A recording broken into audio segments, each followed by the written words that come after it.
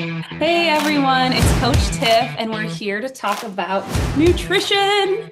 Um, First things first is that to remember that nutrition in your food is about fueling your body, supporting your recovery, but also your long-term health. So today's topic or today's chat, we're going to kind of talk about why it's important, how to do it well, and kind of the options for you in like different nutrition program styles that you could choose and what might work. How to make sure you're actually eating enough, making sure you're eating enough around your workouts, and then we're going to wrap it up with talking about eating well during the holidays. So stay tuned for all the good things for Christmas and New Year's that are coming up. Um, so I'm sure when we talk about nutrition, most people immediately think macros because that is really what a lot of people use. And there's good things about macros. It helps make sure you're getting enough protein, enough carbohydrates, and enough fats. So what are those things? Proteins, those would be your meats, your eggs, Greek yogurt, cottage cheese, obviously protein shakes. You're looking at a whey protein, um, things that help you build your muscles. Then you have carbohydrates. And yes, that's breads, rices, potatoes, but also your fruits, your vegetables, good things like that. Then we have fats. And your body needs fats. It's great for your brain health. You need to have fat. So butters, avocados, nuts, whole eggs are good fat sources. And you need to have a balance of all three. And what macro tracking does great is making sure you're getting the right amounts of the foods that you need, but it gives you complete freedom on what type of foods you want to be eating.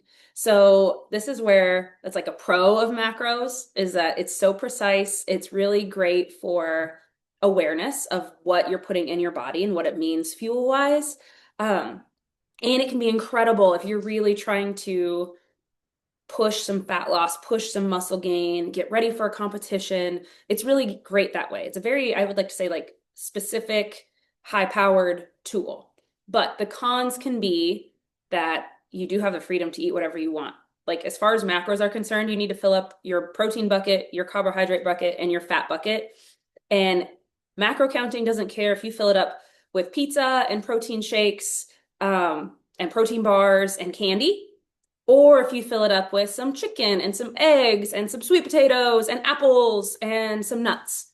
Obviously, one of those options is going to make you leave you feeling better than the other, but macros can be tough because there's no limit of what you can eat. It's just as long as it fits your macros, which is also the good thing for the balance. Um, but it can also be hard to sustain there. You're tracking and weighing everything you eat. You kind of feel like you're married to your food tracking app. You can't go anywhere without looking up the menu, pre-entering. You're really stuck with tracking it into your phone, entering it all the time. So another way that we can come at nutrition is habits-based. And the good thing about habits-based is it really teaches you some awareness on food quality, and how to build a sustainable plate that makes sure you're well fueled. So it's about making sure every meal maybe has a certain amount of protein, has some good carbohydrates, complex, and maybe some simple carbs, and some fats. The you don't have to track, so you get away with not having weighing and measuring everything. You don't have to enter a million things into your phone. You certainly don't need to feel like you're looking up restaurant menus before you go out to eat to make sure you can fit in a steak and a baked potato for the day. It gives you a little bit more freedom. You know, you could have steak and a baked potato, and then maybe you're going to get green, like a salad and some green beans. It's all about the quality and making sure it's a well-rounded plate. So it does offer way more flexibility.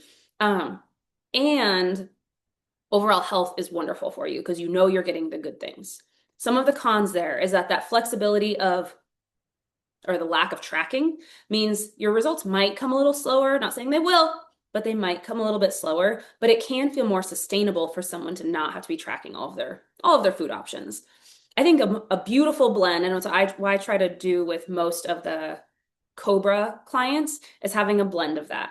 And depending on where you're at in your goals, you might start with habits based, working on your food quality and getting well-rounded meals, and then move into some more macro tracking. Or maybe you go the opposite. We start with some macros and then we start building that food quality in once you're hitting some numbers, like specific target goals. So a beautiful blend would be to be doing both. You know how much protein you need to get, how many carbohydrates you need, how much fat you need based on what your goals are, but also you're making sure to fill the buckets of those amounts. You're getting high quality foods that are actually going to help you feel better. Excuse me. So, why is another reason macros are important is to make sure you're eating enough. And you can make sure you're eating enough without tracking macros, but it's a great way to make sure you actually are because we put some numbers on there. So everyone needs, especially when you're lifting, you need to refill those muscles.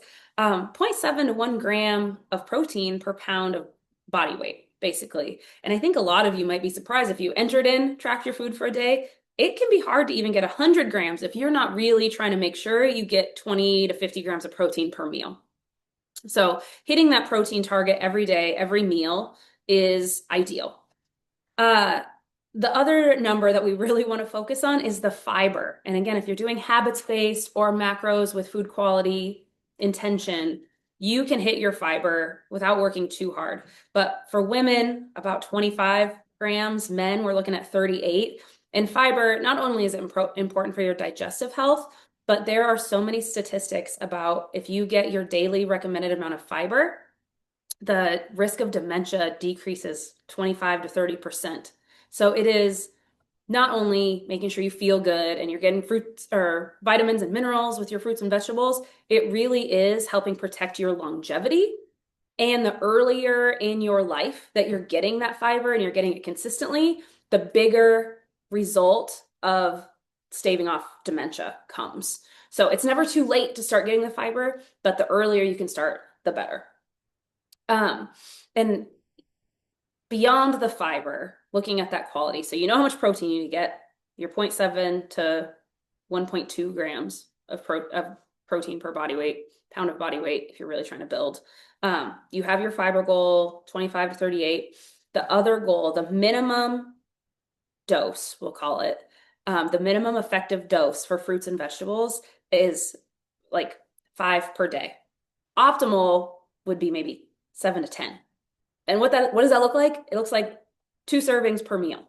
Okay. So if you're somebody who's like, I eat an apple a day, I have my baked potato at dinner, and you haven't had something green or rainbow colored from the earth, you're going to be feeling it. And one of the best ways you can increase the result, even if you're tracking your macros and you are a macro pro, you never miss a day, the biggest thing you can do to make a difference in your health is increasing your fruits and vegetable servings.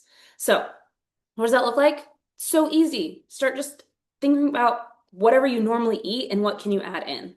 So if normally you're having eggs and bacon at breakfast, what do? Throw in some berries, maybe a sliced banana. Okay. Lunch.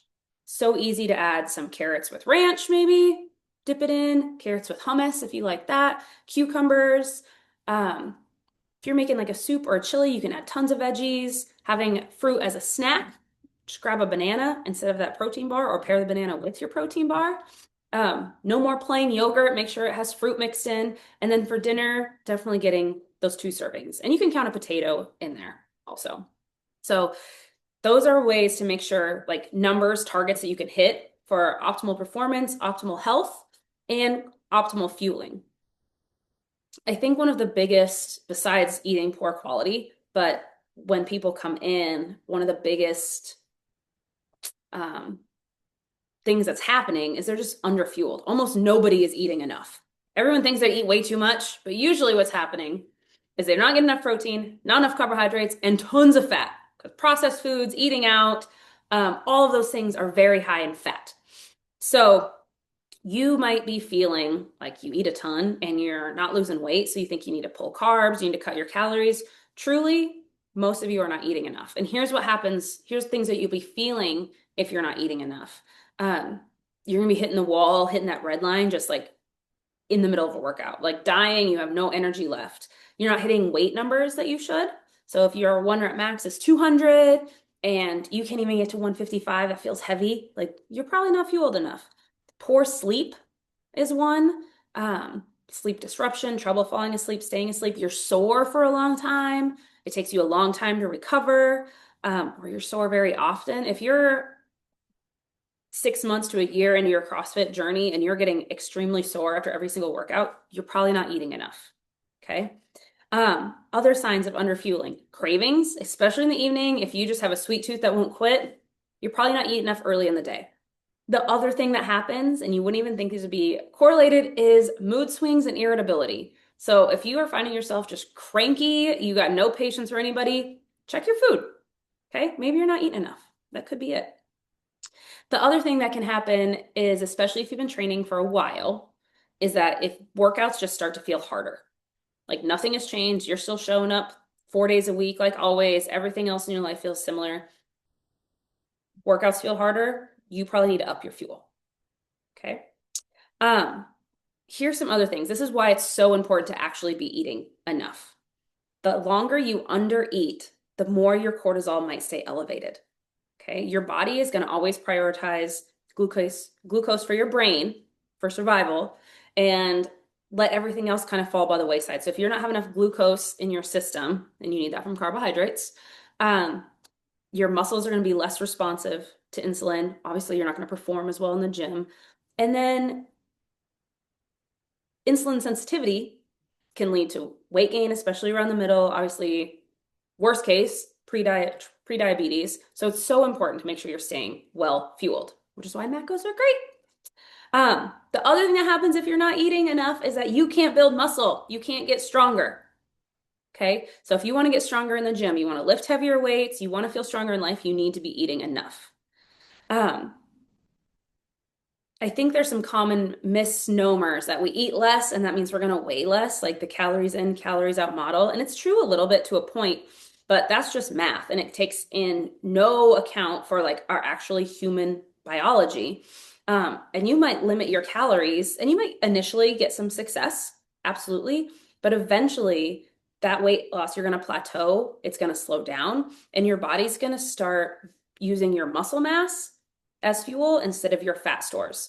So every time you come to the gym and you're working out hard and you break down those muscles and your body's underfed, it's not going to have enough power. You're like rebuilding the same little bit of muscle every time. Okay. Your body's using muscles as fuel instead of fat stores because it thinks we don't have enough food. When are we going to eat? We better hold on to these fat stores. So if you're stuck at a plateau and you're like, God, I just need to eat less, and you keep eating less and less and less, maybe try eating more. You'd be very surprised what happens when you actually increase your food and give your body what it needs. Okay, so we talked about making sure you eat enough. We talked about getting your fruits and vegetables, getting your fiber and why it's important, making sure you're eating enough. Let's talk about making sure you're getting enough around your workouts. Let's talk before workouts and after workouts. So most people should not be working out fasted. That means you didn't eat before the workout. And I think this is really mostly you 5 a.m. and 6 a.m.ers. Okay. When you get up, you want to have something in that 1 to 3 hour window. Now, obviously, if you come at 5 a.m., you're not eating 3 hours before, but maybe you're eating something easily digestible or liquid in the car. So that could be banana with some honey. It could literally be a honey stick. But getting something with carbohydrates in it so that your body has glycogen on board when you're working out. If you're working out later in the day, kind of that window again, it's 1 to 3 hours, and you're looking for carbohydrates. That's what you need. Your body needs that as fuel. So having a protein shake before you work out is not what your body needs. Okay? Have those carbs. Jelly beans, Dave Cook, are okay, but not great. Yeah, I would say boo. Are they quick sugar? Absolutely. But there's so many other better options. You could have honey, you could have berries, banana. What are other ones? Even apples, yogurts, all these things that have carbohydrates in them. Okay. Post-workout, protein. I think everyone knew I was going to say protein, but also carbs. Because again, if you don't have the glycogen on board, your body can't repair those muscles that you just broke down. So you need protein and carbs. For women, a good goal is to get that protein and carbohydrate meal within an hour. Gentlemen, you got a little bit longer window of opportunity there. You can have yours up to 2 hours. But really, you want to get it as close to the workout as possible, post-workout. Protein shakes are great because they're easily digestible. So they're getting broke down and into your body quick. But if you're working out in the evening and you're going straight home to have dinner, that's great too. There's nothing wrong with that. You're still going to have incredible results. You're still giving your body exactly what it needs. If you go home and you're having chicken and a baked potato, okay? But really, you want to make sure you're getting both. So pre-workout is carbohydrate, and I would say 20 to 40 grams of carbohydrates for most people is what they need, okay? And it doesn't have to be big, it can be tiny. After, 20 to 40 grams of carbs, probably 20 to 50 grams of protein, depending on male, female, and your size, okay? And again, shakes are great. You can use real food too. There's not one that is like the gold standard, and if you don't get your protein shake, why have dinner? Or I had my protein shake and now it makes me want to have dinner at 9, so I'm not going to do my protein shake. Either one is fine. The important thing is that you're getting it in. All right. So you're making sure you're eating enough, and you're making sure you're eating enough around your workouts. When is this also important? It's important for the holidays, okay?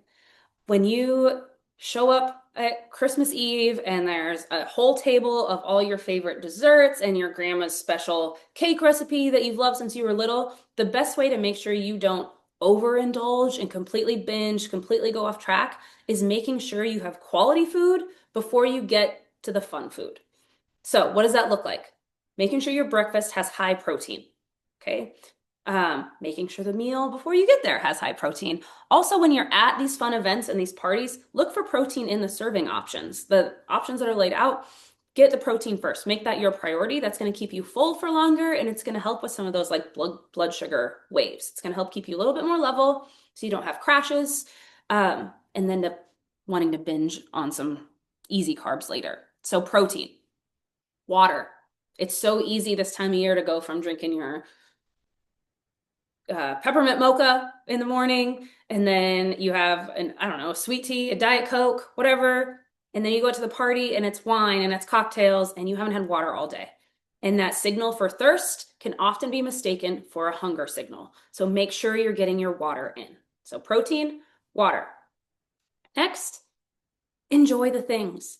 Don't withhold. Don't make yourself feel like you can't have your favorite cookies, your favorite treats, whatever that is, because all that's doing is one, missing out on some of the human experience. Sharing food, enjoying food is part of being human. But two, if you withhold today, tomorrow you might binge even harder, or it's going to make it that much harder to actually stay on track, because who wants to stay on a program that means they can't eat things that they like? Okay, so it's about finding that balance. If you had quality protein, you had your water, you show up to the party, you can enjoy it and don't feel guilty about it. Okay, you did all the good work before you got there, and that's the important thing. Second, is that second? We'll call it a second. You're making sure you get the good things before you get there. Okay, what you don't want to do is skip the meals, not eating all day because you're saving up calories. You're hoarding those calories so you can use them at the special party. That's like the worst thing you could do. What's going to happen? You're going to completely lose control, crazy binge, Probably pass out during the workout. You're passed out. Happened to somebody last week. Oh my gosh, somebody passed out in a workout. And who wants to pass out at a Christmas party? That would be the worst. Who knows how you'll wake up? Santa Claus beard. That's all I'm just picturing, like whipped cream, like picturing Franken. You're picturing worse. It's Christmas. So don't skip the meals because you have zero willpower. Your body will just descend into chaos when presented the opportunity. So eat regular, even if you know you're going to have a big meal later. You know you're going to get the steak and the wine and a baked potato with all the fixins. Still eat, okay? One day is not going to make or break your progress. And I think that's truly the common thread through any nutrition program, whether you're counting macros, you're just working on habits, and also just getting through the holidays. It's about consistency. Okay. If you're showing up most days and doing well, doing pretty good most of the time, the consistency over time is what truly makes the difference. Going so hard for 75 days, and then falling off track because it was so hard to hold to such an extreme program that had zero flexibility isn't going to get you anywhere. Okay. That's like 5 steps forward, 10 steps back. What you want to do is just take a little baby step every day. That's going to truly get you big progress, big goals, big results. It's just the 1%. You want to do 1% better. And so as we're going into the holidays, that's what you want to think. Okay. Let yourself off the hook a little bit. It's the consistency that matters. And one day of crazy eating, indulging into every snack and every drink you ever wanted is not what's going to make or break. You don't beat yourself up about it. Okay. Enjoy the moment. And if it wasn't what you planned, if maybe you didn't get enough protein that day and you didn't drink enough water and you way overindulged and you wake up the next day and you feel like crap and you're hungover, don't feel bad.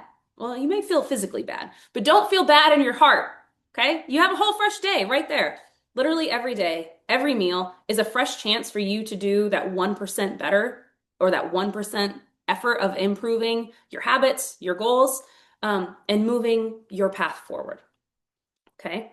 So I hope you had something that you can add or improve in your nutrition, either for your fitness or just overall longevity, but also something that a little nugget that you can grasp onto to help make sure you feel good and feel on track moving through the holiday.